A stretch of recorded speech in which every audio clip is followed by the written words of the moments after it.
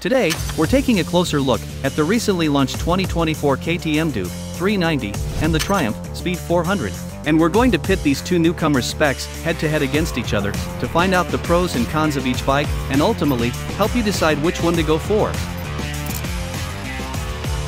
In terms of horsepower, the 2024 Duke 390 produces 45 horsepower on the crank, which is 5 ponies more than the Speed 400 and 2 horsepower more than the 2023 previous gen Duke.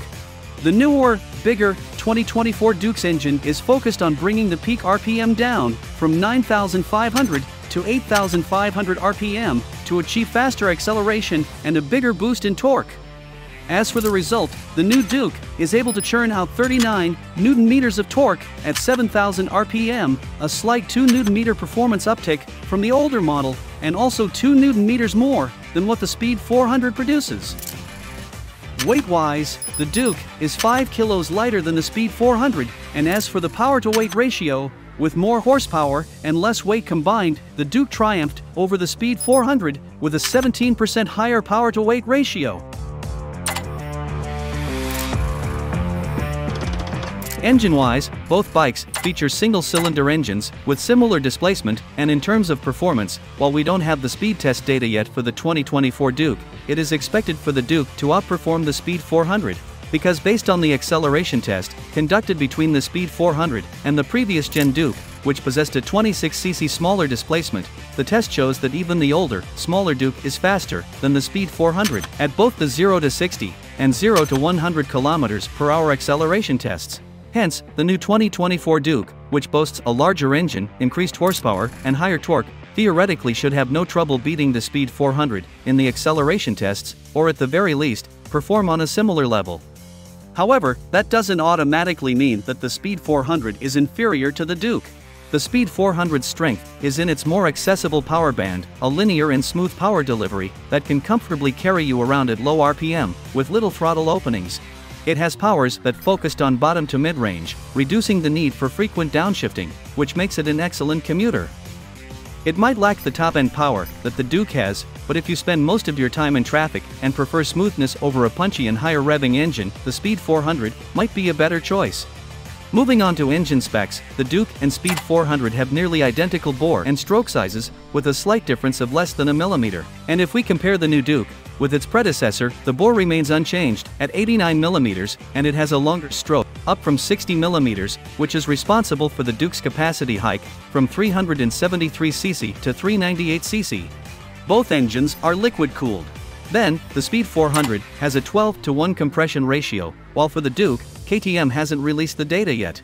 However, drawing from the previous gen Duke's compression ratio of 12.8:1, it's reasonable to assume that the new Duke's compression ratio will likely fall somewhere in a similar range. And for the valve train, they have a double overhead cam setup, with 4 valves per cylinder. Power is transferred through a 6-speed, wet multiplate clutch, with both bikes featuring an assist and slipper clutch. In terms of features and rider aids, both bikes are equipped with dual-channel ABS, but the Duke offers an added feature, Super Moto ABS, which allows you to engage ABS solely for the front wheel while disengaging it for the rear wheel, so you can slide the rear wheel while going into a turn. Or in simple terms, the Super Moto ABS is like switching your dual-channel ABS into single-channel. Both bikes come with full LED lighting and throttle-by-wire, but there are no riding modes available for the Speed 400, unlike the Duke, which offers 3 riding modes: Street, Rain, and Track. Street is the default mode. Rain softens throttle response and increased traction control interference, while Track switches the TFT screen to a different layout, emphasizing the rev counter and adding a lap timer and gear display. Traction control is available for both bikes, while launch control is only available for the Duke. Neither of the bikes comes with a quickshifter, but KTM provides the option to include it as an add-on feature.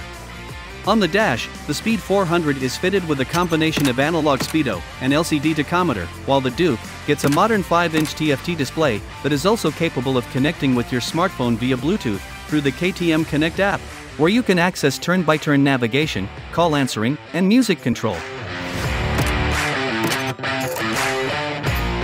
As for the frame, the Speed 400 uses what Triumph described as a perimeter hybrid spine frame, which employs a perimeter frame, along with tubular steel, with a bolt-on steel rear subframe.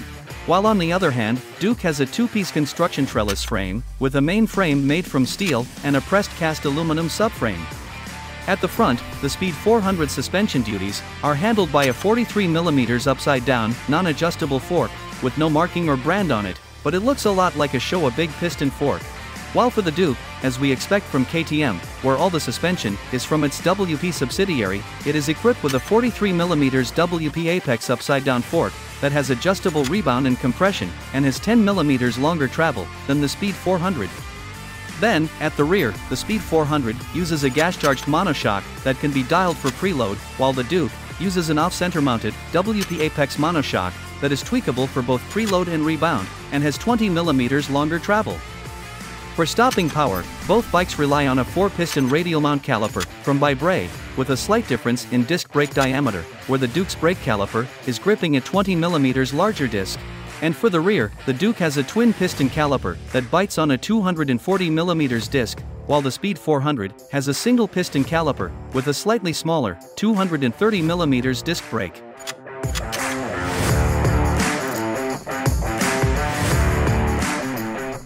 Both the Speed 400 and Duke share the same tire sizes, 110mm width for the front and 150mm width for the rear.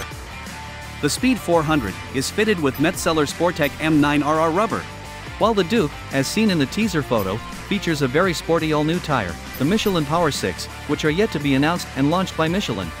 The Speed 400 has a slightly longer wheelbase, by 20mm, and for the seat height, the Duke 390 has a standard seat height of 820mm, standing 30mm taller than the Speed 400, but it can be lowered to 800mm by simply removing the seat spacer. And, in terms of fuel capacity and consumption, they have similar tank capacities, with a slight difference of half a liter.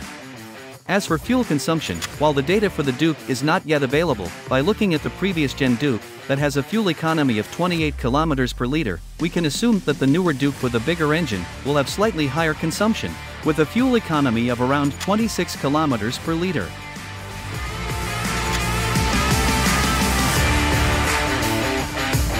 For color options, Triumph presents a range of 3 color options: Red Carnival with Phantom Black, Caspian Blue with Storm Gray, and Phantom Black with Storm Gray. As for the Duke, if you're not really into orange, tough luck, because the Duke 390 comes in just 2 colors, and you guessed it, they both have quite a splash of orange on them. They've got blue with an orange frame and wheels. Or if you're feeling bold, the all-orange option with an orange frame and wheels too.